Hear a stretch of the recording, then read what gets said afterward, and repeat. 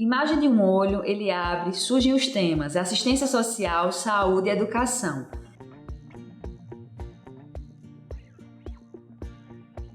Em seguida, na sequência, logo, olhar para as diferenças. Da esquerda para a direita, 4 ícones de bonecos nas cores rosa, azul, amarelo e verde. E o nome do projeto, Olhar para as Diferenças, Programa de Desenvolvimento Infantil. Competência 6. Pessoa com deficiência no SUAS. Refletir sobre as ações voltadas para a pessoa com deficiência na política de assistência social.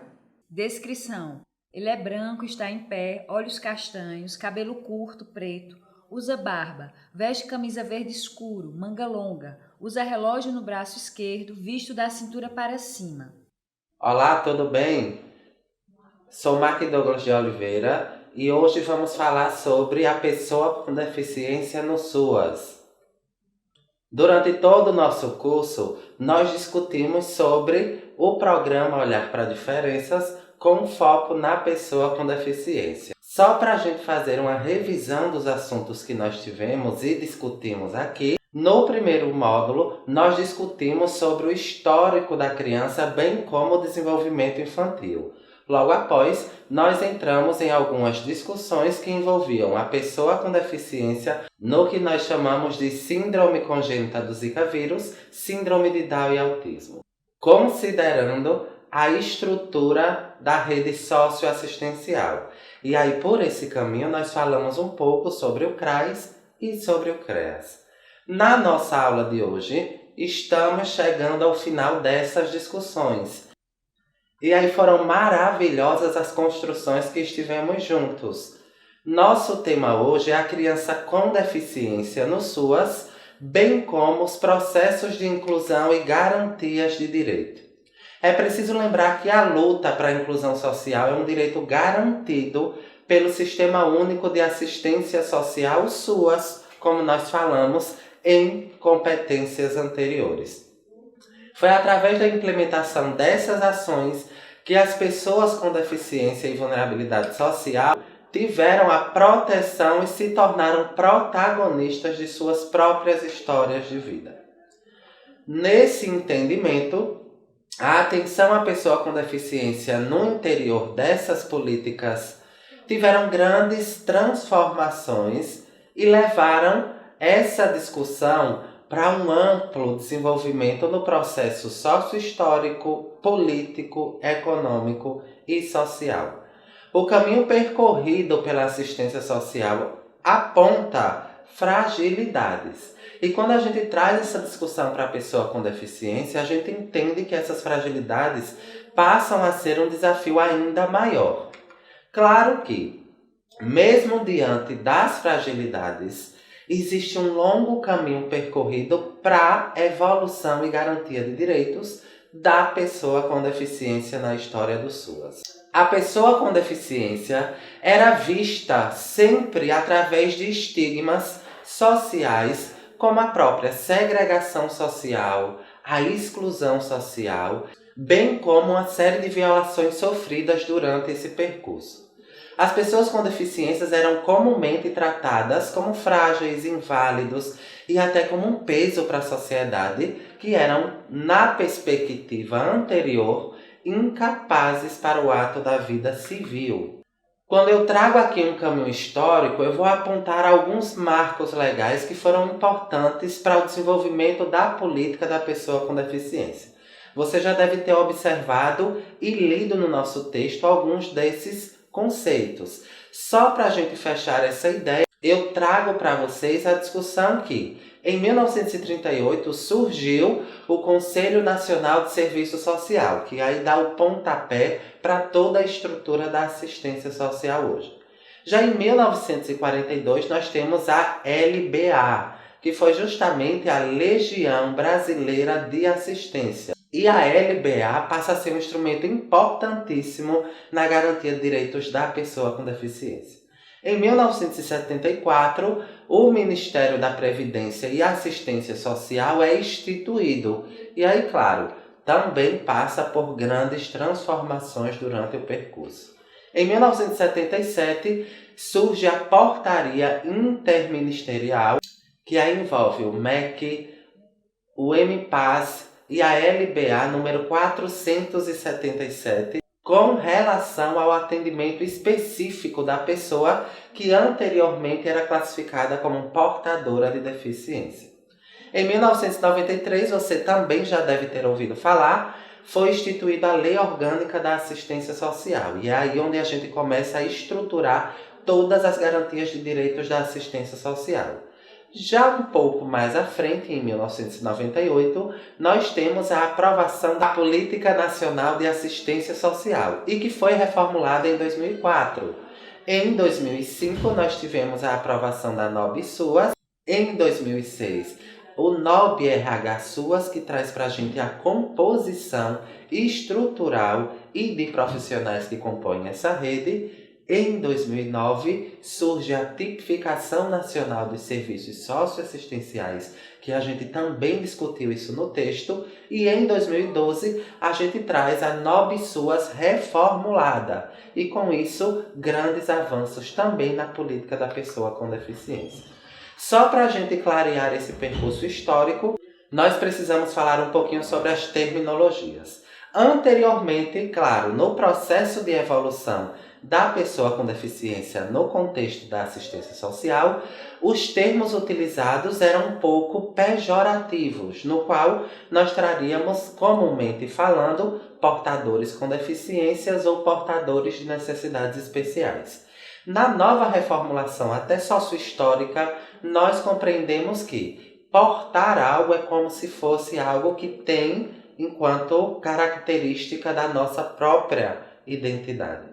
No contexto atual da evolução da política da pessoa com deficiência, hoje o termo correto a ser utilizado é justamente pessoa com deficiência. Já em 2015, falando nessas evoluções extremamente importantes para essa política, é instituído e sancionado o Estatuto da Pessoa com Deficiência. E aí ele traz já o conceito do que seria deficiência. O conceito do que seria deficiência.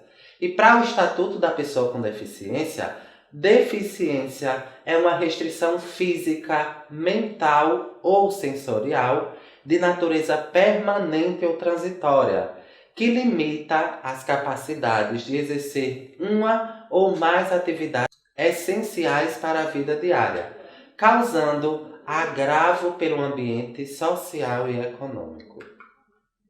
Foi através desse documento que vários direitos foram garantidos e as pessoas com deficiência tiveram maior participação no processo econômico do país.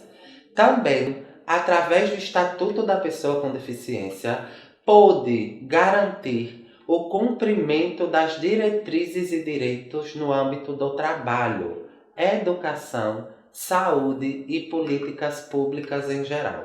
Então, só para a gente ter um norte maior, o Estatuto da Pessoa com Deficiência vem garantindo direitos primordiais e básicos para a pessoa com deficiência. Os principais direitos garantidos pelo Estatuto são: o primeiro, garantir o pleno acesso à educação, inclusive o ensino superior, destinando 10% das vagas para a pessoa com deficiência. O segundo direito extremamente importante é a garantia de 2 a 5% na oferta de trabalho, quando, no caso da pessoa com deficiência, está na vida adulta. O terceiro tópico é justamente garantir o acesso ao esporte, cultura e lazer. Dentro dessa estrutura de direitos, nós identificamos também aqueles auxílios, que muitos deles não sabem de fato quais seriam esses direitos e quais seriam esses auxílios. O primeiro auxílio, que é comum a todos, é justamente o direito a um salário mínimo para a pessoa com deficiência, cuja renda per capita familiar não ultrapasse 1/4 do salário mínimo. Toda família que pela divisão per capita ultrapasse 1/4 do salário mínimo não terá direito. O segundo auxílio seria o auxílio de reabilitação psicossocial.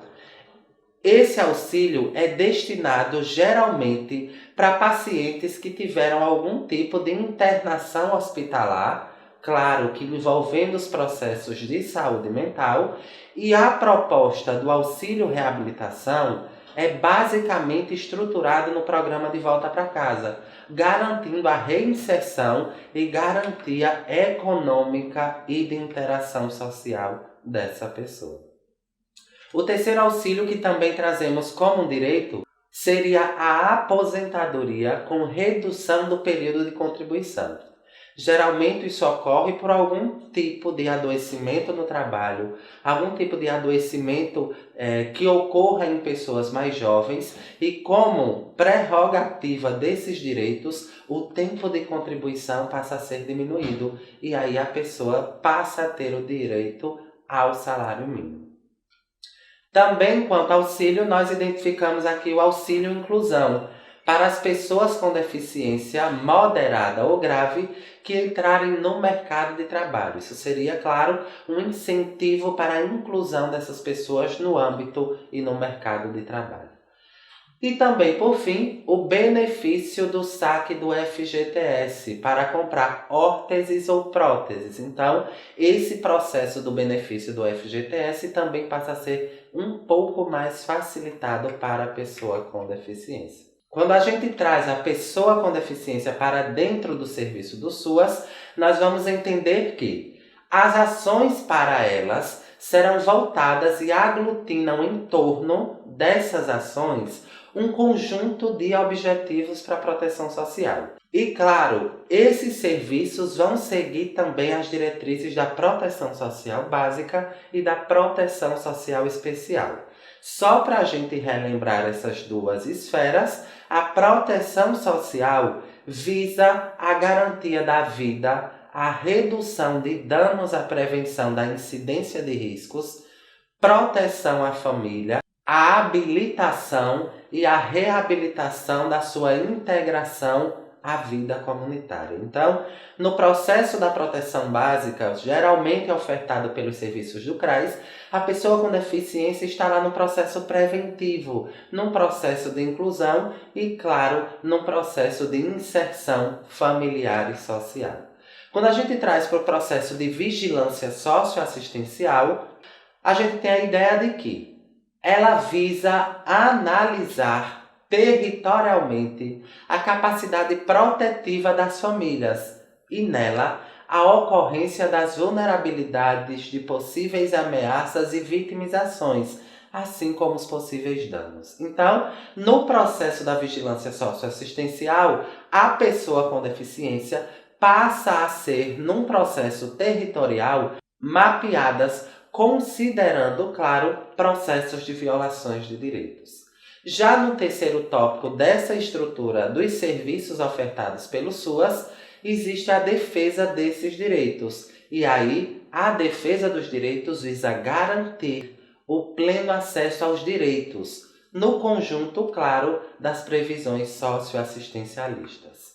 Quando a gente vai para os níveis de proteção, você também já sabe que nós dividimos em dois grandes polos, a proteção social básica, onde está lá inserido o CRAS, e a proteção social especial, que envolvem CREAS e processos de abrigamento. Na pessoa com deficiência, a proteção social básica oferta serviços como o acesso ao BPC, e isso passa a ser um processo de informação, de articulação e até de direcionamento dessas famílias e desses indivíduos que, claro, vão ter uma série de dificuldades e faltas de informações sobre o benefício de prestação continuada.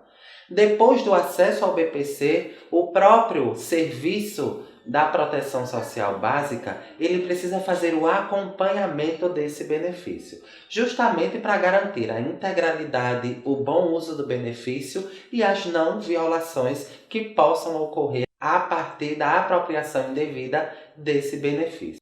E também inserir essa pessoa com deficiência nos grupos PAIFs. Como prerrogativa do SUAS, o grupo PAIF surge como acompanhamento sistemático e que garante maior acesso às informações e condições de vida dessa pessoa. No nível da proteção social especial, as nossas ações devem permear, claro, os dois grandes polos existentes nela, o de média complexidade e o de alta complexidade. Na média complexidade, as ações que precisam ser desenvolvidas são o cuidado no domicílio e o serviço de habilitação e reabilitação na própria comunidade dessas pessoas com deficiência. Já na alta complexidade, a gente vai envolver um atendimento integral. Um atendimento integral, mas que seja também institucionalizado, como a própria casa-lar, as repúblicas, as casas de passagens, os albergues, a família substitutiva, famílias acolhedoras e também o trabalho protegido. Eu quero frisar aqui uma questão muito importante. Quando a gente passa a olhar a pessoa com deficiência no âmbito do SUAS, passamos a compreender que o atendimento à pessoa com deficiência não difere nada na pessoa tida como não deficiente. Nesse entendimento, nós entendemos que a pessoa com deficiência, nesse processo evolutivo da assistência social, deve ser considerado como um cidadão comum, como qualquer outro, garantindo seus direitos, bem como a sua inserção social em qualquer âmbito da nossa sociedade. A barreira na participação dessas pessoas com deficiências nos serviços e muitas vezes na garantia dos direitos são barreiras sociais. São barreiras que a gente não consegue materializar. O processo nosso hoje, dentro da assistência social, é enxergar esse serviço como um serviço integral, que vai dar possibilidade para que essa pessoa possa ter estratégias que garantam a sua boa convivência social. E para encerrarmos a nossa discussão, o nosso trabalho junto à assistência social, direcionado para a pessoa com deficiência, precisa frisar sempre o trabalho e a articulação em rede. Nós não teremos como trabalhar sozinho e garantir direitos das pessoas com deficiência trabalhando de forma isolada. Guimarães Rosa traz uma definição de rede que eu acho extremamente importante e viável a gente destacar aqui. Ele diz que estar em rede é estar em movimento. Nenhum dispositivo trabalha fechado em si mesmo. Por isso é tão importante a articulação dos serviços da assistência social, da educação e da saúde para garantir de fato os direitos da pessoa com deficiência. Vinheta de encerramento, olhar para as diferenças. Secretaria de Educação e Esportes. Secretário de Educação e Esportes, Frederico da Costa Amâncio. Secretário Executivo de Gestão da Rede, João Carlos Sintra Charamba. Secretária Executiva de Desenvolvimento da Educação, Ana Coelho Vieira Selva. Secretária Executiva de Educação Integral e Profissional, Maria de Araújo Medeiros Souza. Secretário Executivo de Administração e Finanças, Edinaldo Alves de Moura Júnior. Secretário Executivo de Planejamento e Coordenação, Severino José de Andrade Júnior.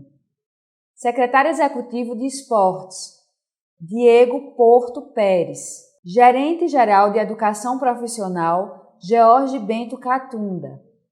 Superintendente de Educação Infantil e Anos Iniciais do Ensino Fundamental, Cláudia Roberta de Araújo Gomes. Gestora de Educação Infantil, Adriana Oliveira de Toledo.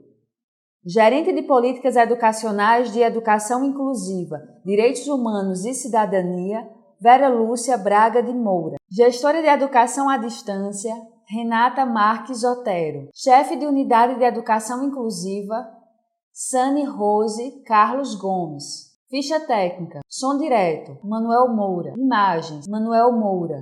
Direção de arte, Cleiton Quintino, Guilherme Cabral. Edição, Victor Lins. Interpretação de Libras, Isabela Rodrigues.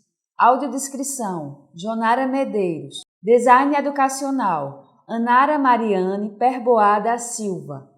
Hugo Carlos Cavalcante. Conteudistas, Maria Jussara de Oliveira, analista de gestão educacional, GIDHCE.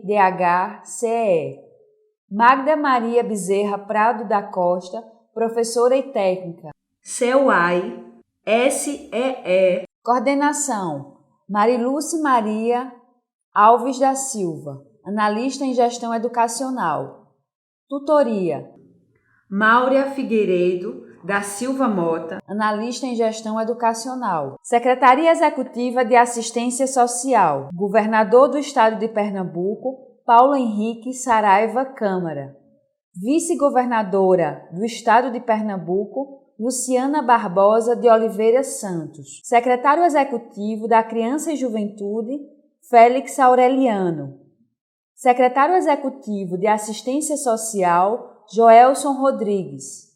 Gerência de Políticas para a Criança, MacDouglas de Oliveira. Assessoria dos Programas para a Criança, Flávia Veras.